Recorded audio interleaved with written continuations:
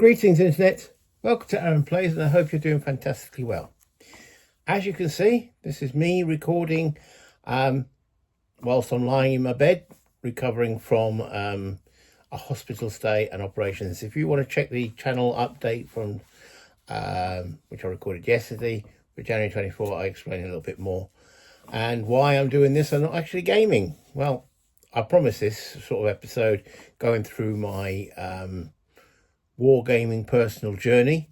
I did episode 1, which was the early years up to 1982, and then I moved to South Africa in 82 and stayed there till 89 for 7 years. And I thought I'd call the second episode, as you can see by the thumbnail, the South African years. So why South Africa? Well, when I left Britain in 82, I was the tender age of 17, and my parents decided that they were thinking of either Australia or South Africa. Why they chose Australia, why they chose or landed on South Africa in the end, I'm not too sure. My dad got a job over there. As I say, I was 17. I was actually in sixth form college at the time. Well into my music, well into my gaming. And I thought, do I really want to go to South Africa? However, one of the reasons, as I wasn't too sure what made me decide between Australia and South Africa, maybe actually, anyway, was for me, because there was no jobs going. I had made various applications, and there was 100 odd people applying for one job. 82 was very grim in that regard. So they thought, well, if we would go to either Australia or South Africa, there'd be a chance that I'd get a job, and their prospects would improve as well. So 82, July 82, we moved to South Africa, and what a culture shock. It really was. First of all, we arrived in Pretoria, the capital, on a Saturday afternoon, and it was empty. The shops closed in South Africa back then on a Saturday afternoon. There was nothing open. This was the capital. We're walking down the high street of the capital, and the town was virtually abandoned. It was such a culture shock. So I mean, it wasn't like they were living in mud huts, which was my first initial impression. We went to South Africa, I was like, what? But, it was obviously a civilized city. There was cars and such forth. But it was, from that perspective, what is going on?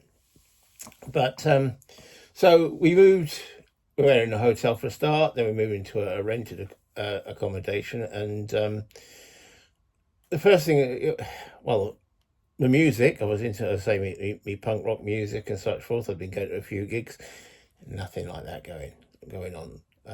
Especially with a 17-year-old, and who just arrived. And then my gaming, which we're talking about mainly here, is how you find an opponent. I've arrived in a country, my stuff hasn't arrived yet. We're waiting for that to be transported across. It's going by sea, so that's going to take a couple of weeks. Well, say a couple of weeks, about 2 months. So I had nothing. The only thing I had on me, and I'd purchased it a couple of weeks before coming to South Africa, and I was reading it on the plane, was the DM's guide for Dungeons and Dragons. So I had the DM's guide, so I was perusing, going through that, and that was about it. I can't remember anything else I had with me, other than I didn't have the player's handbook was in storage on the way, and I had the monster manual. But all my actual board games, now I didn't have many back then in 82, but I had a few, and my miniatures were, coming across the sea. So when they did finally arrive, I say we were in the rented accommodation, I got my games out and such forth. I started to make a few sort of friends. I hadn't really mentioned gaming and such forth, and then my record collection arrived, and they were like, ooh, what's all this stuff? And I showed a few of these people. There are also, we were in this sort of housing park where a lot of kids of parents that had come to South Africa at the same time to join this company that my dad was working for. So, 17, 18-year-old kids and such forth, but not one of them, not a single, I showed them a game and they were like, nah. Yeah, the music, they got quite into the music, but not the gaming. None were interested whatsoever. So where do you find an opponent? I did a lot of solo. I'd never solo game before, but I did quite a bit. So I even set up in the garage my Dragna Austin and was playing that, and I had a record player in the garage as well, and I have some music on. I just sort of really started getting into Iron Maiden, but every person that came round and chatted and such forth, and looked at my this Dragna Austin set up on the floor because I didn't have a table big enough for it, so I was playing it on the floor. God, my knees wouldn't take that now, and not one of them, thought I was weird. They would play something like Cluedo or Monopoly or anything like that, or I did start playing chess with the guy. But when I said, doing some historical, no, too much hard work, and I'm not that interested in history. So yeah, I was struggling pretty much for the first year. It was solo gaming. We moved into our own. Well, parents actually had a house built in South Africa. That was the thing, you got a house built and designed and such forth. And lived between Johannesburg and Pretoria, a place called near Halfway House, which was halfway between Johannesburg and Pretoria. And my mum was working in a place called the Standard Bank. And, well, I'd like to call this part the mum effect. Because my mum came home from work one day. She says, I might have an opponent for you. And I went, how did that go? She said, oh, there's a lady I was working with, and we just were talking about our kids. And, we came up with a discussion. It turns out that her son also plays your weird games. I think was the actual word she used, weird games. So I went, okay. So we got in contact. His name was Nicky Smuts. Now, I have still sort of got a bit of contact with Nicky. I don't know if he's subscribed to the channel or anything like that, but we did have a phone conversation about a year ago now. He still games. So yeah, Nicky Smuts. And we came around, we started discussing. I'm not sure where we met, if we met at my place or his place or a neutral place. This is what happened to go, but so many things and memories and so on. But anyway, we started talking about gaming, and can I remember what the first game we played was? No idea. It might have been a miniatures game. We both had miniatures. I honestly can't remember what the first game is, but we actually played quite a few games. And it's around about this time that I also put an ad up in the library, for an opponent, and I got one. And also at this time, I'd started work, and I had a spreading group of friends who might have known and such forth. Cut a long story short, I started to have a few people to play games with. Now, the thing also that was struggle in South Africa was getting new games. There wasn't or I didn't find out for a while, a mail contact, as in there was obviously no internet or anything like that, to actually find and buy games. There wasn't game shops in towns, and there was no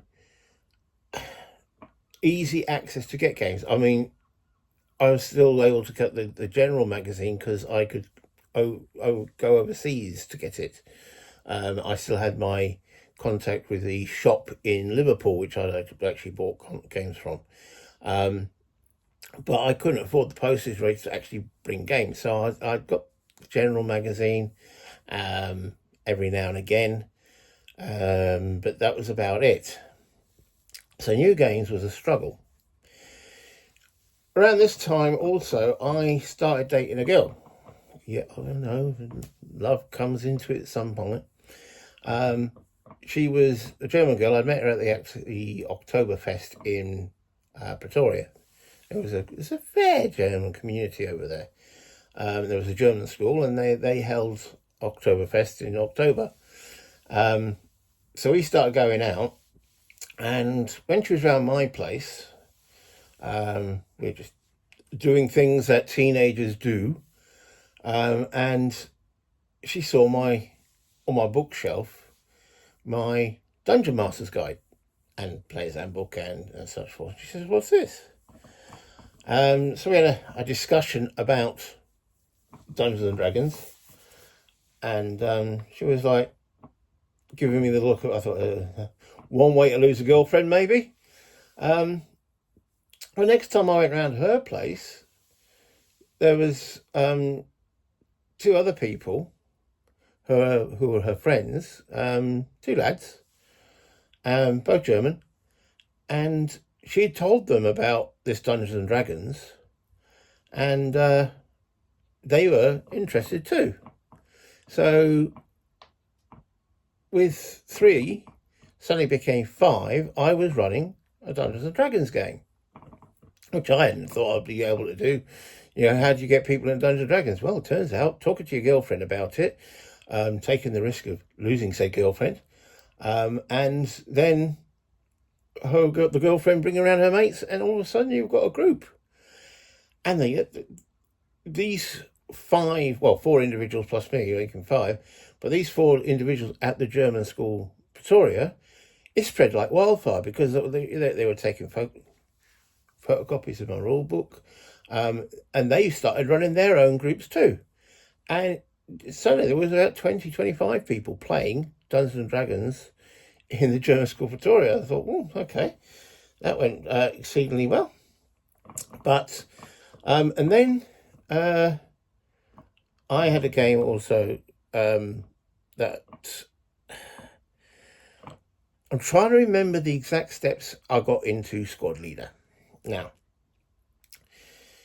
there was one of the key contacts from the library, Nikki. I can't remember which way it was, and I can't even remember the guy's name. It could have been Mike or it could have been Mark, but I can't remember.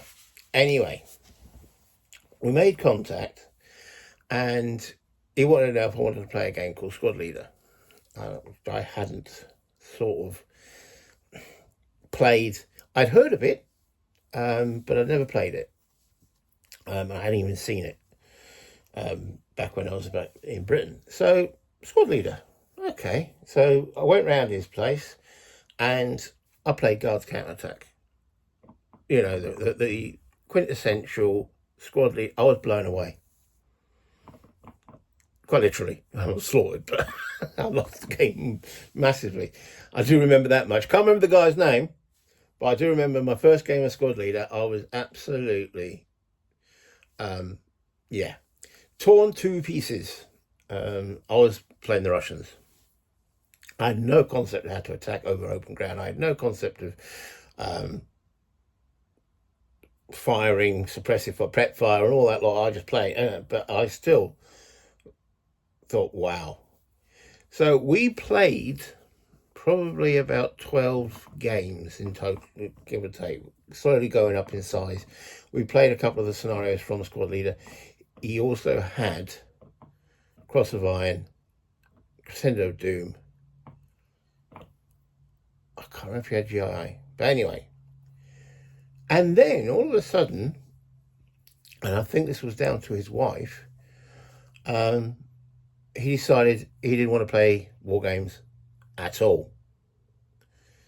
He wanted to quit, and I was like, well, it has something to do with faith and religion. I don't want to get into too much into that because I know how divisive it can be. Just short to say, his wife decided that he shouldn't be playing war games. It's not conducive to faith. So he he said sold me.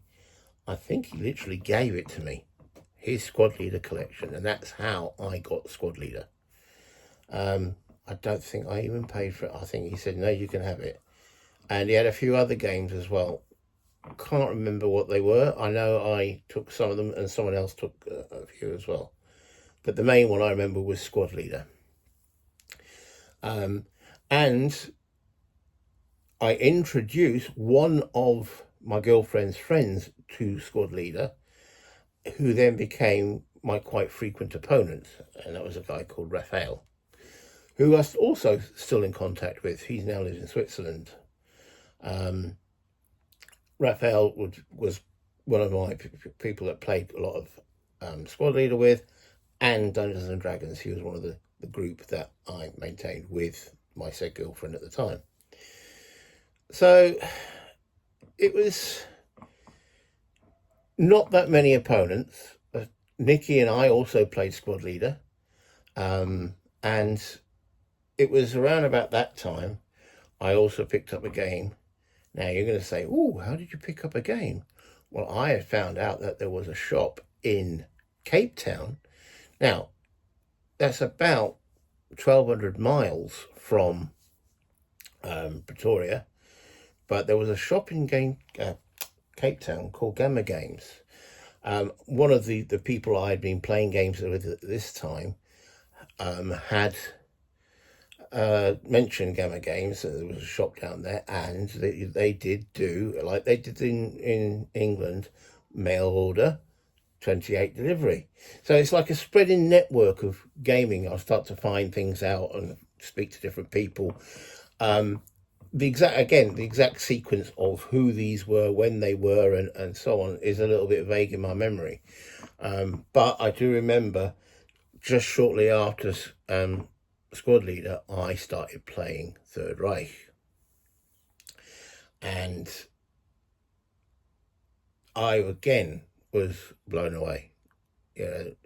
Totally different scale, from obviously squad leader to Grand Strategical. I hadn't had a Grand Strategical World War II game. I mean, I had my Dragna Kosten, which was the entire Eastern Front at the division level, but a Grand Strategical game with resources and building up units and dealing with different fronts. Wow. I at this time I made contact with a guy called Ian, and I remember, I think probably the first opposed game, because I did a lot of Third Reich initially with solo, was against Ian, and we actually played for, I think, close on to 36 hours. We just played and played, and we played also daylight outside, and we finished that game, the whole of World War II, in 36 hours, and it was fantastic. I mean, I went home and was like, absolutely brain, it was completely frazzled. If that would be a good way of doing it. Brain frailed, if you know what TV show I'm referring to. So that was absolutely blown away. And then I played that with a few other people, and I've still got Third right now. Still a game I enjoy. I mean, I say recently, when I returned from South Africa, I picked up Advanced Third Reich when that came out. Was it 92, 93? But it's a better game, but it never quite touched the mark of that first strategical World War II game, Third Reich. Now, it's around about this time that I met a guy called Emil. Now, how me and Emil met, I have no idea. But we started playing The Longest Day. It was his game, and we played it, and I was blown away with it. It's the detail of the map, the unique markings of the counters rather than the NATO symbols. They were, I think, German military symbols. And just the actual way the system worked, the concept of attrition brought out to the fore. There was no massive breakthroughs. It was a grind, but it was a fascinating grind. And it was at this point I decided I wanted to copy myself. Now, Gamma Games didn't have it. Okay, so I thought, how do I get this game? Because this is in the apartheid years in South Africa, and there was an embargo. You couldn't just contact America and say, just send me a game over. No, I smuggled it into South Africa. There was, I don't want to go into too many details, but let's just say there was someone that my parents knew who was a air steward, and they were able to buy it in America and bring it into South Africa. It cost me my disposable income for a month. I was eating bread and jam and baked beans on toast. Notice the bread thing here. Yeah, but I smuggled Longest Day from America into South Africa, so I had my own copy. And yes, I still have that copy. Me and Emil played it frequently. I do remember when I had my own place, well, it was a rented flat, Emil and Raphael used to come round and play games on a Saturday. And me and Emil would be playing Longest Day, and Raphael would be playing two separate games of Squad Leader. So when Emil was doing his turn on the Longest Day, me and Raphael would be playing Squad Leader, because there's a lot of time when you're just looking at the pieces. It takes quite a bit of time to do the moves. So me and Raphael would play our game of Squad Leader while Emil was doing his moves, and then when it's me doing my move, Emil and Raphael would be playing Squad Leader against each other in a completely separate game. That way the three of us were playing games, and it worked actually quite nicely. We did that quite a few times. So that was the wargaming side. I know this is a mainly wargaming discussion, but I was doing other things too. Warhammer. I got into contact with a person called, no, I can't remember his actual proper name, but his actual nickname was Buzz, and Raphael, and we started playing RuneQuest as a fantasy game, and we got a few other people involved, and yeah, we played fantasy and then Warhammer as well. I had some historical miniatures, which I, treated them as a fantasy army, and we played those quite a few Warhammer, and we're talking Warhammer, the original boxed edition. Okay, the guy with the Warhammer bashing something over the head. I can't remember exactly what the box looks like, but we did a fair bit of that, and as I say, RuneQuest fantasy role playing. At about the same time, I was doing Ancients with the same side miniatures, and I got into contact with a guy called Ian Taylor, and he had a few friends. One of them was Buzz and Ian, who I'd played the Third Reich with. So there was a little network of us and such forth. But with them, I was able to start building. They had contacts overseas from Britain where they were getting miniatures in. And I got and started building a French medieval army. Now, I have a tendency with miniatures to build the worst possible army you can historically imagine. I mean, the French medieval army was shocking. It got trounced by obviously the English, and as a balanced army, it's weak. But in my view, if you can win with a weak army, you're doing all right. So when I'm playing Napoleonics, I built a Prussian Napoleonic army. and as I say, medievals. Well, I did have a Roman, I did have a Carthaginian army, and I was painting these and such forth. And I started entering because I found out there was a group in Durban, which is on the coast, was running a actual competition, ancients competition gaming. Well, I have entered quite a few competitions in my time. I don't like them.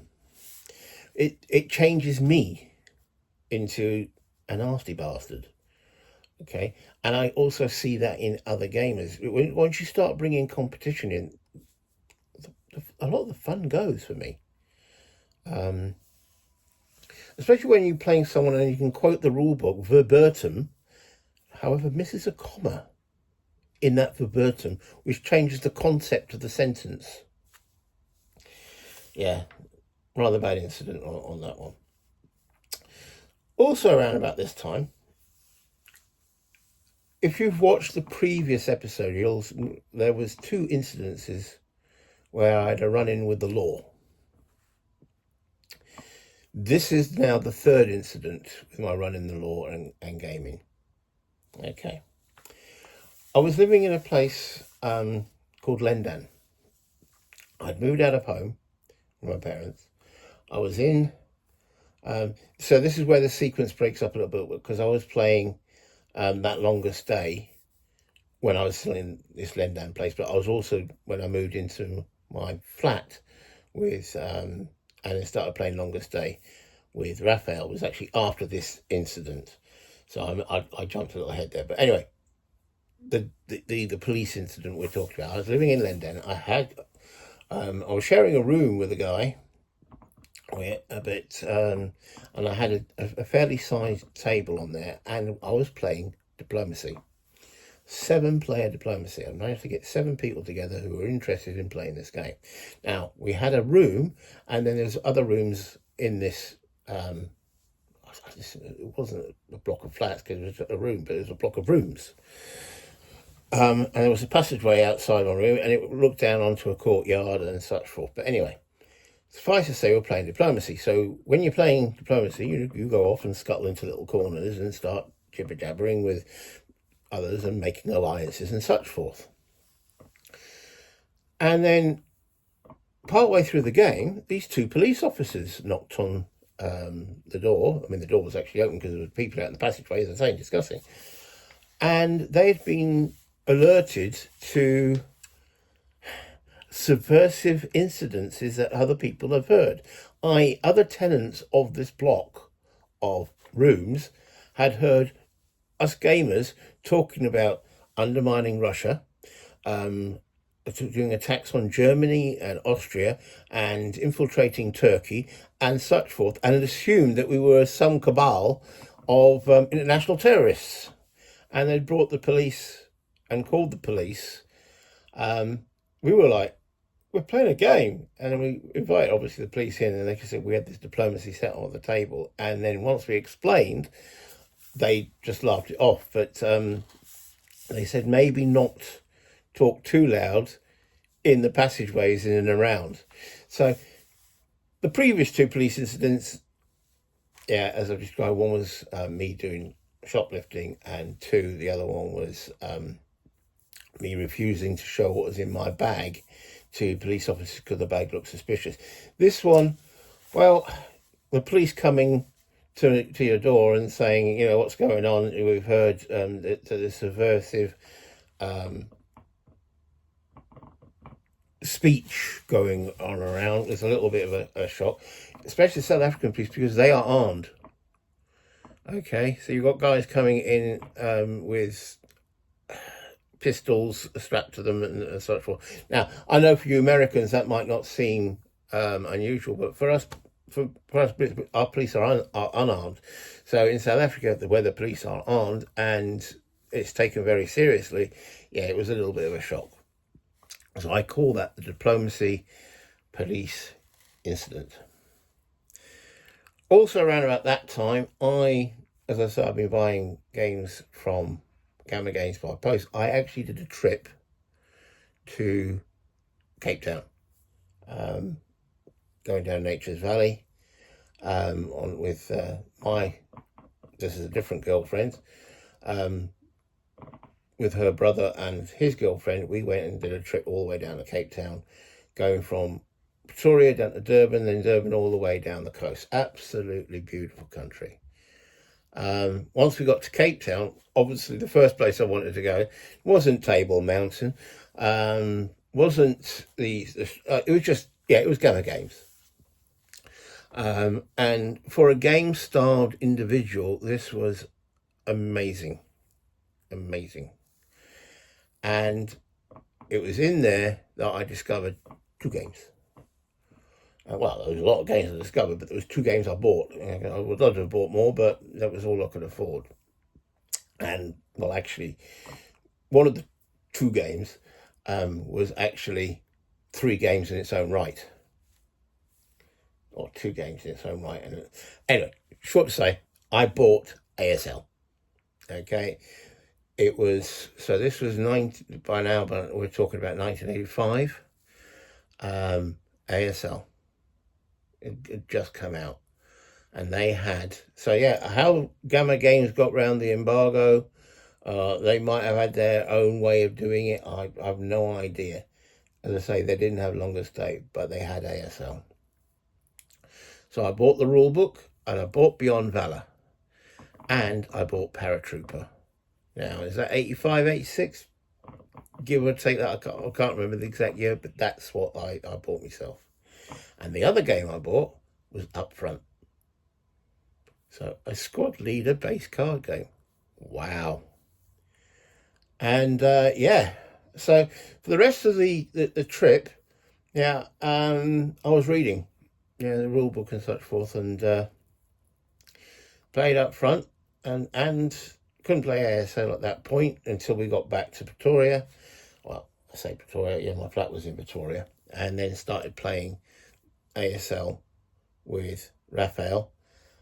I can't remember if I played it with Emil or not. Honestly, can't remember.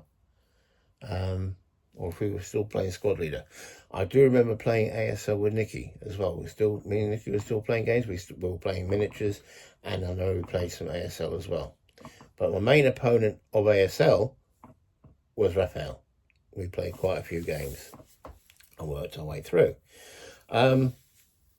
Yeah, I do remember reading the first time reading the ASL rulebook was like, what have they done here?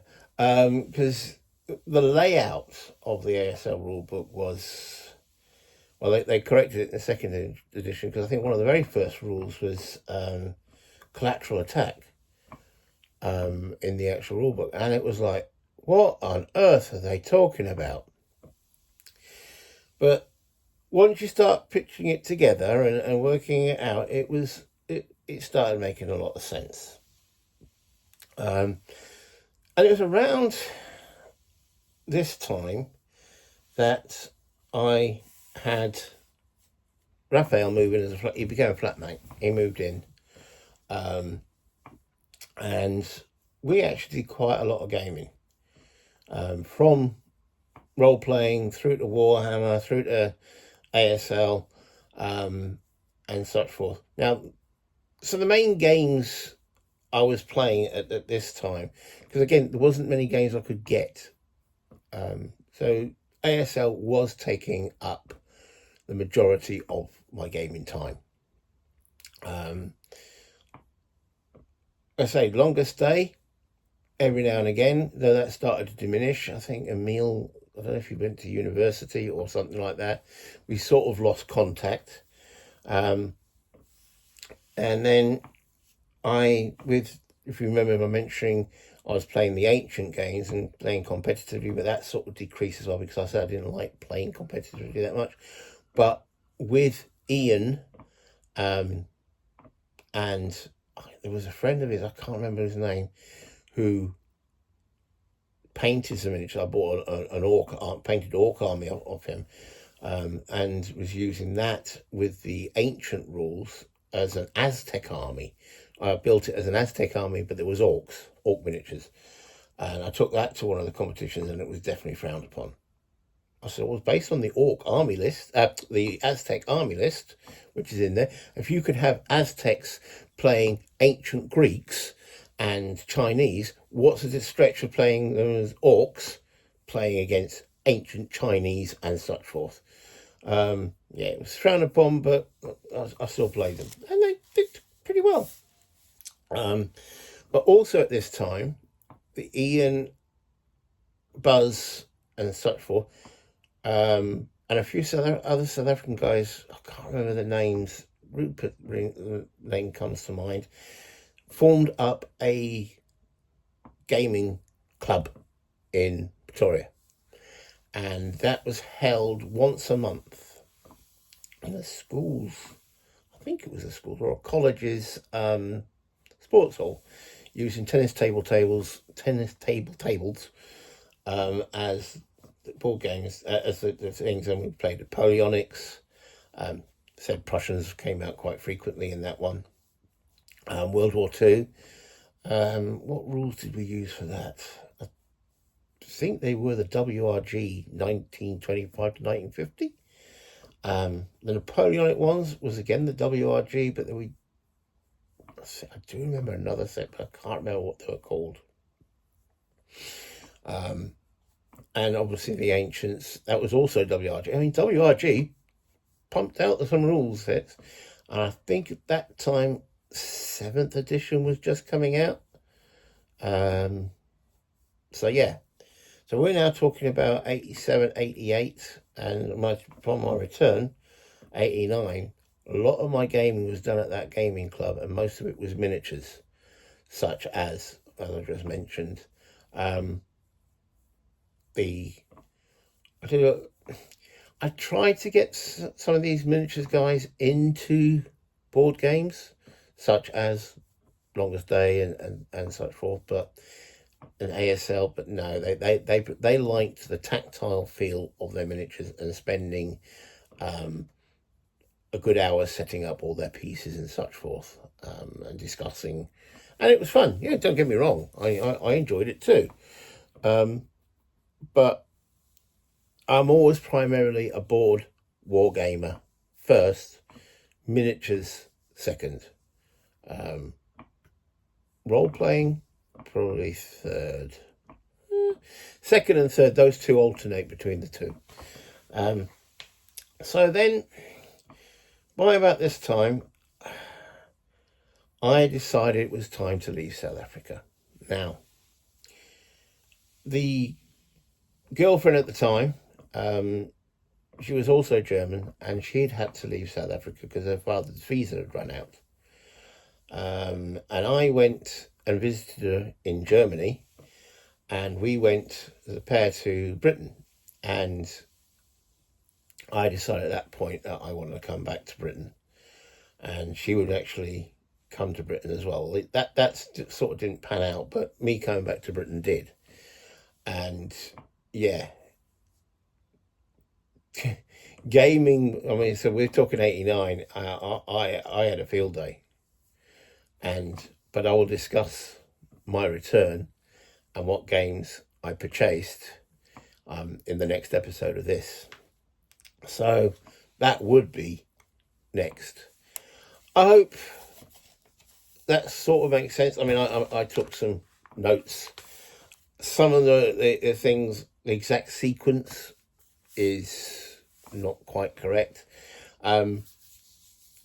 Remembering back, I say, how I met the person who got squad leader, I can't remember at all. As I say, I can't remember if it was Mike, Mick, or whatever. All I do remember is after about 12 games or so, he just stopped playing, and I got his entire collection. And I'm sure GI was in there, or I got GI some other way, but I know it was definitely the first three.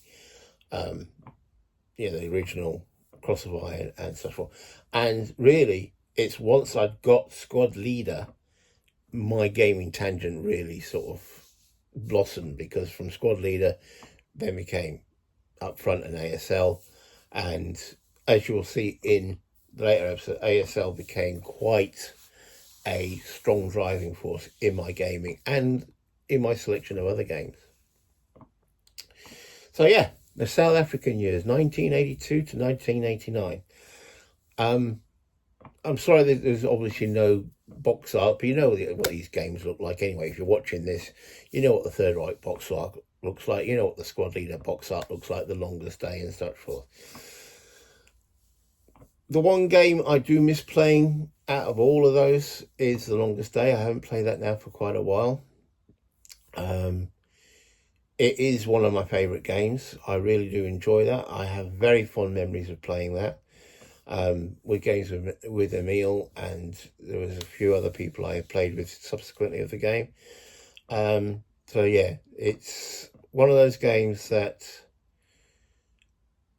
tells, I mean, every game tells the story as you play it, but there's something memorable about the stories in The Longest Day that's, yeah, which I'll probably go through in my next, well, someone's asked me in one of my comments is, give us your best 3 war games of all time. Is Longest Day in there? Possibly. But until next time, guys, thank you for watching. I hope this wasn't too much of a monologue and me droning on. But I hope you enjoyed it. If you hit the like button.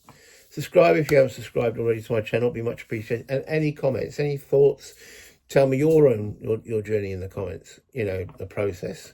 But thank you for watching. Play games. Have fun. Bye, Internet.